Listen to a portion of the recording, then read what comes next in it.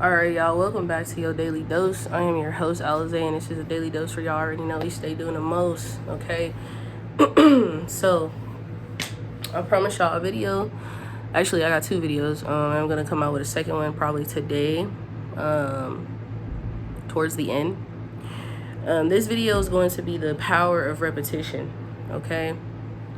So, it's not... Give me 1 second. There we go. I actually have it pulled up. So reprogramming the subconscious mind using the powerful repetition. Okay, so this basically, I got this from, towards the end, it should say the website. Medium.com, okay, the mind. / the power of repetition, reprogramming the subconscious mind. Okay, so I'll definitely put that in the link in the description below.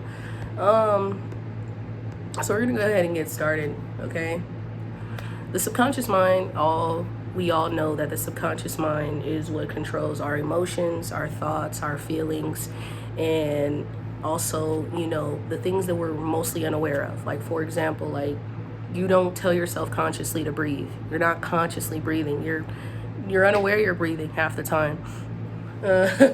You're not like telling yourself like, oh, you know, I have to breathe. Okay, I'm breathing. No. Your subconscious mind is the 95%, which is what creates your reality, okay? Which definitely how you act due to certain things that you have experienced in your life, due to traumatic experiences, okay? We've talked about this multiple times on the channel, okay? So that's just to give you like a gist of everything. So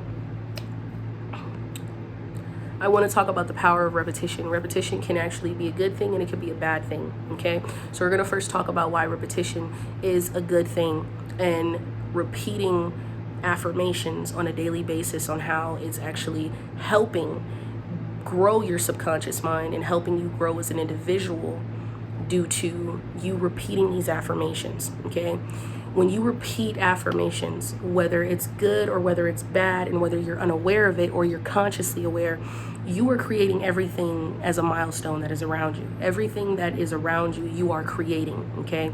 Actively, we are creating our lives on an everyday basis because we are in control of that. We are in control of our reality.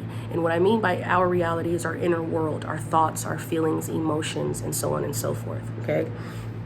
So when you want to rewire your subconscious mind, you do want to use affirmations and you want to repeat them on an everyday basis. Not saying that you have to go all day repeating affirmations, but set a schedule 5 to 10 minutes a day, in the daytime, in the evening, and at night, and to remind yourself of the person that you're becoming. If you say you're healing and you're focusing on a healing journey, you want to use affirmations and positive affirmations that are going to say, I am healing, you know, I am growing, I am becoming the version that I desire to be, okay? Or I am fully healed.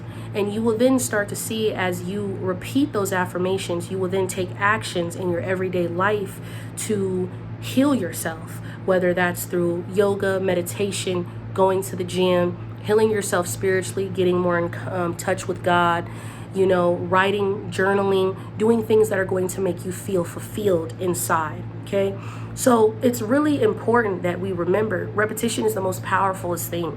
And the mind is, we've heard this quote before, and I think Martin Luther King had said, the mind is a terrible thing to waste, I want to say. I don't know if it was him, Albert Einstein, but let me know in the comments. But it's very important. The reason the mind is the most is something you don't want to waste is because this is what is going to change everything that is around you, okay? And as I've been actually utilizing the repetition, repeating affirmations on an everyday basis, it actually helps me throughout the day. It helps me understand my feelings. It helps me understand my emotions. And when there are things that happen outside of me that I know I have no control over, instead of me reacting to it, getting upset, I analyze the situation. I go deep within myself and I say, okay, if someone triggers me and I already know that I've went through something similar to this, Should I react to it, or should I respond to it in a way that's going to show that I'm healing, that's going to show that I'm growing, that's going to show that I'm becoming a better version of who I want to be, right? Okay, I'm not going to react to it. For example, let's say if you're having a conversation with someone, okay, you're communicating with this individual, and or I'll just use me as an example. Boom. I was having a conversation. Somebody asked me for something, and I told them, no, I don't have it, right? And normally, the person did feel some type of way. They felt like maybe I came at them the wrong way. They felt like I, did something that triggered them, and I could have triggered them. Maybe my choice of wording wasn't effective, and it wasn't in a way that seemed like, oh, like, wait a minute, like, how are you, like, don't come at me like that, Give me a second. I'm still sick. So,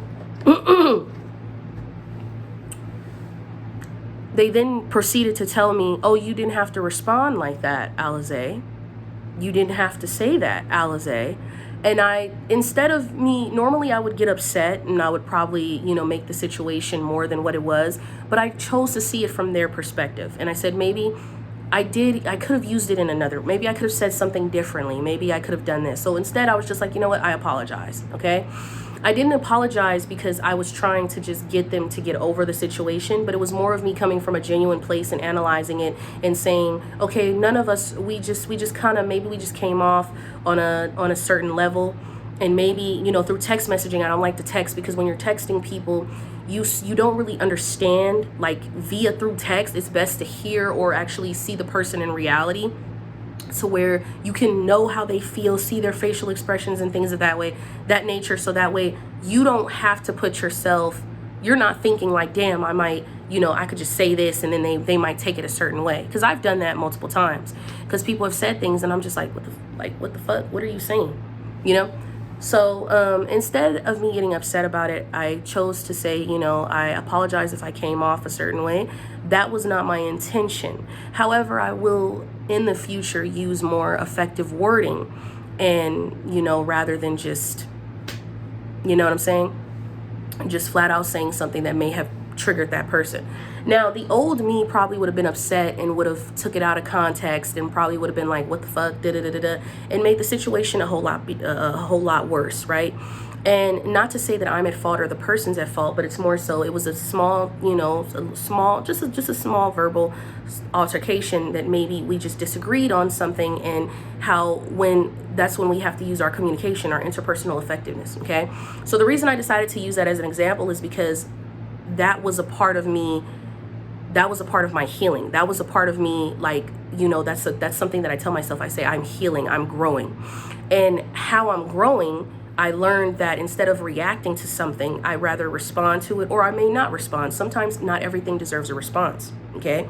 So it's important to remember that when you are repeating these affirmations, when you're saying, I am love, I am wanted, you're gonna start doing things on an everyday basis to feel loved, to feel wanted, to feel fulfilled within yourself, because you are actually reprogramming your subconscious mind. The subconscious mind is the most powerful mindset. Like, it's so powerful because not only is it creating everything, but it can also destroy things. If you are the person that's feeding it the negativity, if you're feeding it, if you're saying bad things about yourself, if you're saying like, oh, I always procrastinate, I'm not good enough, I always get rejected, I always get cheated on, those kind of things that you start to repeat on an everyday basis are going to affect you in your everyday life.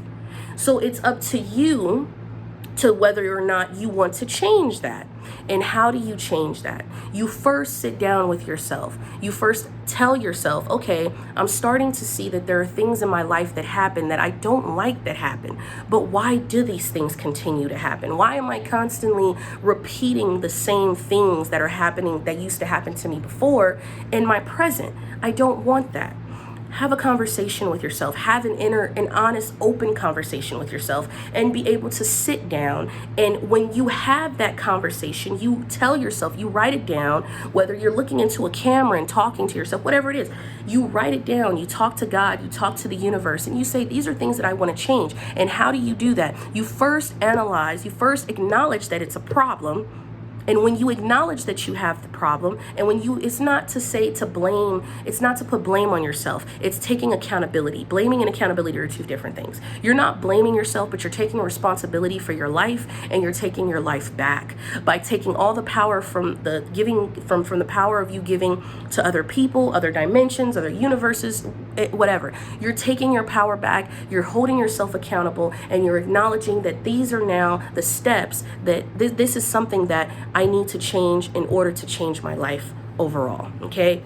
So when I think of repetition, I think of, it's not just repeating affirmations on an everyday basis. It's not just robotic affirmations, but it's more so feeding yourself positivity. It's feeding yourself confidence. It's giving you the confidence because it's making you see yourself in a new way. You're starting to change.